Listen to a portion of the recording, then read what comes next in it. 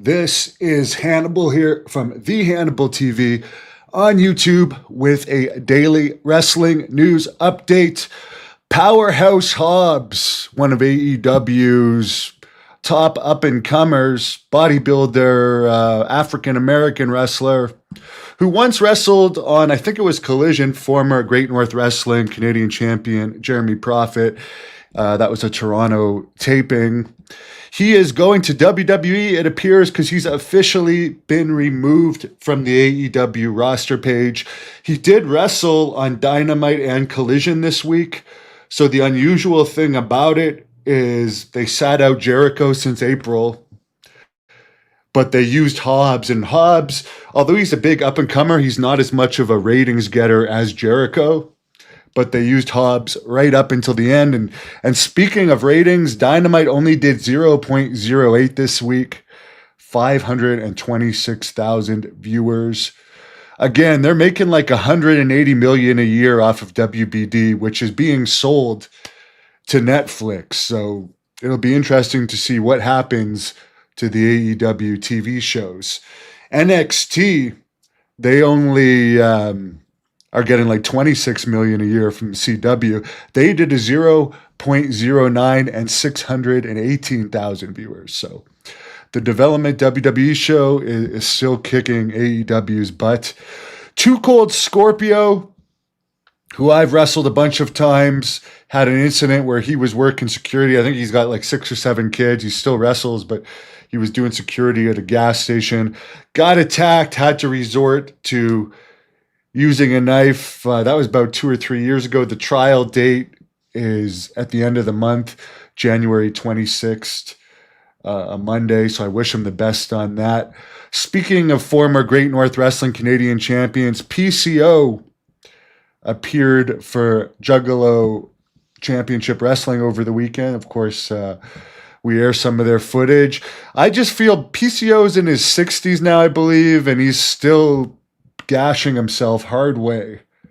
I mean, do what you got to do. I mean, I truly like him. I was roommates with him in Puerto Rico and stuff, and I've known him since my days of training with Jacques Rougeau, because I think they're off again now. They've been on again, off again, friends for a while. They're off again now, but I just hate to see him getting beat up like that. But he's doing what he loves, and I think JCW, although I don't think it pays as much as TNA may have, it's a better place for PCO. Plus Jasmine St. Clair has a crush on him. So there you go. I don't know what his status is right now, and I don't know if she would care or not, but she did tell me on camera that she has a big crush on PCO. Here's something weird.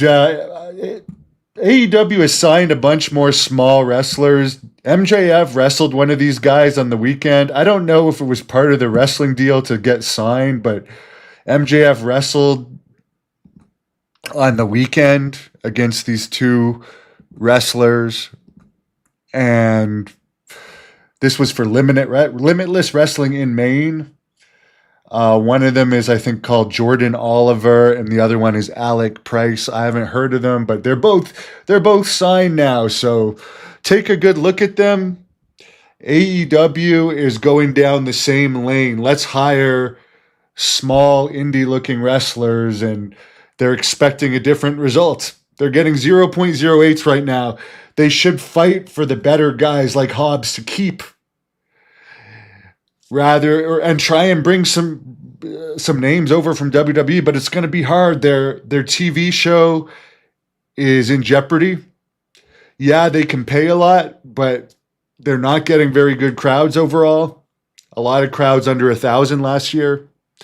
They do have some outliers that are bigger, but overall, I mean, they've been going in front of like 1,000-ish crowds lately in small venues and a lot of residencies. So Mike Piper's doing great. Piper is doing great.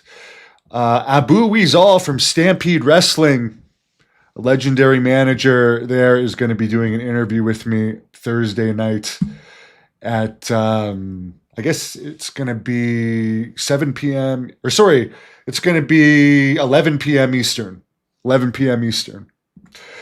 Mike McGurk, she's like disappeared. Colonel Parker might happen, and Nails is going to happen at some point this year, Mike D. I promise you. Please give this video a thumbs up and let me know your thoughts on the news.